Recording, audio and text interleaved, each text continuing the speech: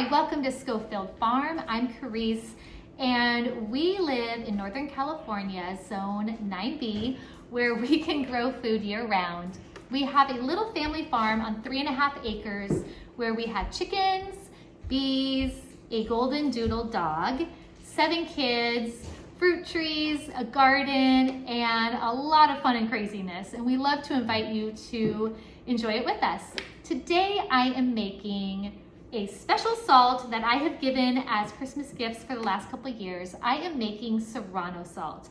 Now, what I'm going to demonstrate for you today, you can actually do with any chili pepper of your choice. You could go hotter. We have done Carolina Reaper before. You can go milder, like a jalapeno, or even like a good flavor sweet pepper if you'd like to. But Serrano is one that we've loved. Scotch Bonnet is one that we've loved. Carolina Reaper is one that we loved, and I'd like to experiment with maybe a couple different ones this year as well. But we are definitely starting with Scotch Bonnet. Scotch Bonnet are peppers that actually originated in Jamaica. Now, they are similar to habanero, but I feel like they've got a different flavor. I love their fruitiness. I love their heat without being too crazy hot. They do add heat. I'll put on the screen below what their Scoville rating is. Scoville rating is a way that they measure the heat of a chili pepper. Now you have to realize it's also dependent on the weather and conditions that the peppers are raised in. Sometimes you'll have a jalapeno that burns your face off. Sometimes you'll have a jalapeno with absolutely zero heat. And so the same goes with these more spicy peppers. Some of them will be crazy hot, and others will be very tolerable. Now, putting them in a salt actually kind of milds the heat while having the delicious flavor to add as a finishing salt for your cooking and for your foods. And so I actually originally thought of this kind of salt because my mom loves jerk seasoning and she loves the Jamaican flair of food. So she was my inspiration. I wanted to give it to her as a Christmas gift a few years ago, and it ended up being one of my favorite salts to grab for finishing for my food as well. It is so simple. Let me show you how. Now, you really can mess with the ratios as you want. I did not grow up in a family that used recipes very well. We were taught to be more creative with our cooking. And so you'll see me do that a lot here. I'm trying to document what I do. So if you want to do it the same way as me, I'll give you kind of a roadmap, but I always give the disclaimer that do it to your taste.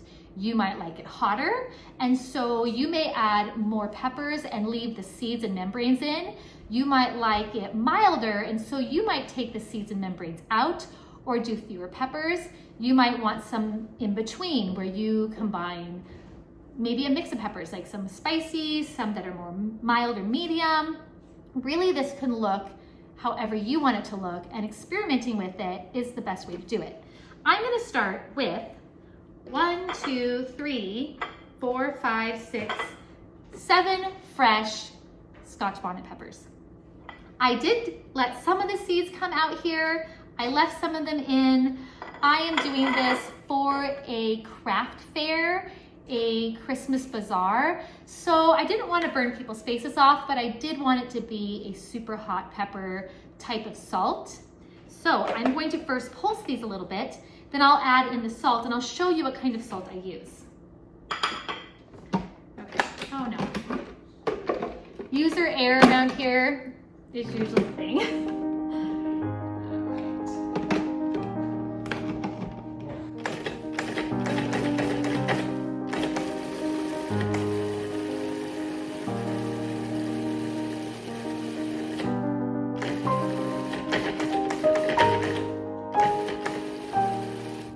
Okay, be careful opening the lid because these oils and fumes from spicy peppers can make you choke and cough and also get in your eyes and really irritate them. So I'm trying to pause, but even pausing, I feel that tickle in my throat like I'm gonna cough. They get really powerful. What I'm gonna do is I'm gonna add in my salts. I have this beautiful pink Himalayan salt. It's like a medium coarse, and that is what I'm gonna add in. I'm gonna start with maybe 3 or 4 cups and see how it looks, and I might add more. I bought this salt in 44-pound bag, we like to store bulk foods in these food grade 5-gallon buckets, and we buy Gamma seal lids to keep them free from pests and water. This is 1 cup.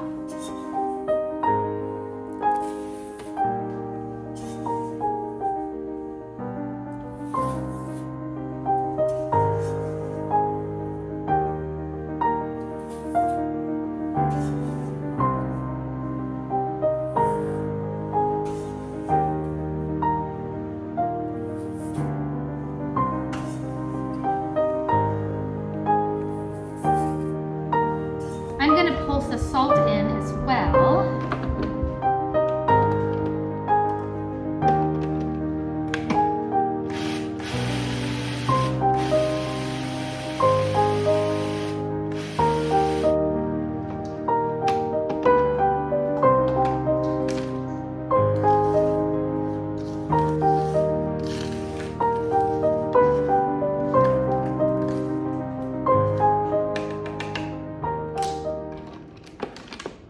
Now you want to scrape the sides so that you get all that goodness to mix in with the salt. And depending on the different consistency of the salt, you want to pulse it for different amounts of time. If you want all of it more coarse, you might pulse it less. If you want some really fine pieces, kind of powdery, and others that are coarse, you might pulse it more.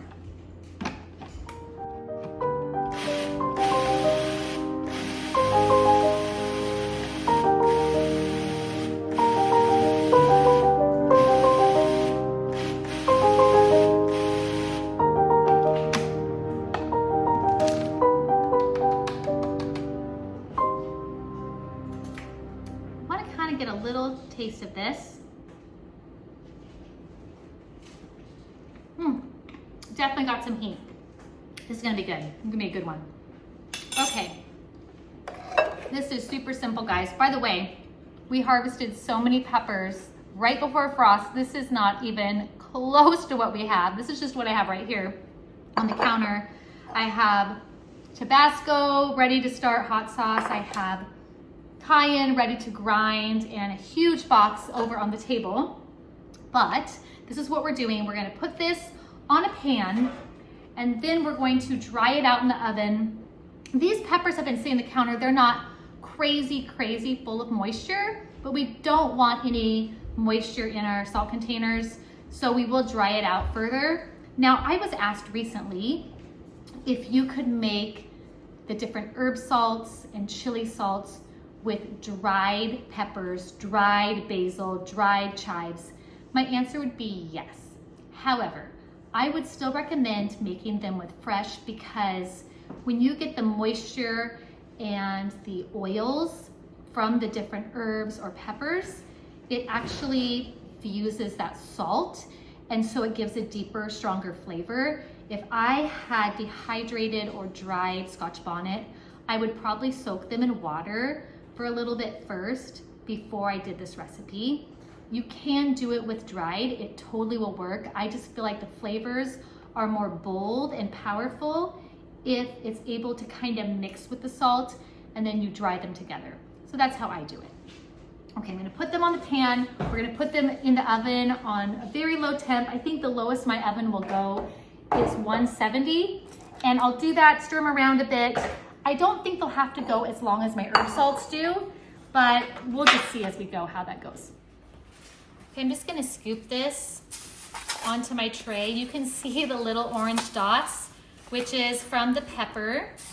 So it actually will be pretty evenly distributed. That is why I like to pulse it as well. Let me know if you have ever tried Scotch bonnet peppers and if you like them in the comments below. It is a pepper that I absolutely have as a must-have in my garden. It is so prolific. It grows really great in our climate. It produces tons and tons of peppers, and we just love them. I currently have a hot sauce fermenting up in the cupboard that's a Scotch bonnet hot sauce. And we use them in all sorts of things.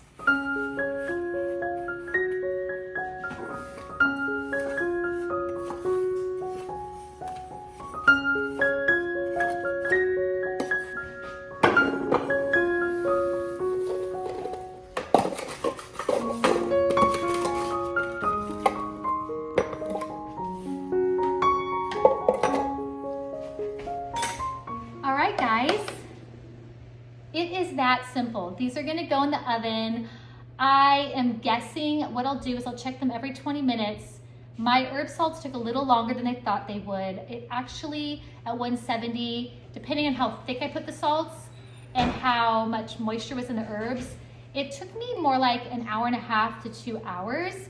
These I do not imagine taking nearly as long, but we will find out. As I said, I am all about trial, error, experimental cooking. That is how I was raised. So I'll give some suggestions in the description below, but if it's different for you, that's totally fine. Do it till they're dry enough that you can put them into a container without them possibly molding. I also want to show you the really cool salt shakers I have. These are the coolest little salt shakers. This is chive salt from another video I made, and I can link to it, but look at them, aren't they great? And the top of them are like Parmesan cheese shakers at pizza parlors that you can change how much comes through. And so I love these. I found them on Amazon. They are just great, aren't they? So this is what will go in. I hope this was inspiring to you. I hope that you will consider this as one way you can use your peppers when you do your big harvest.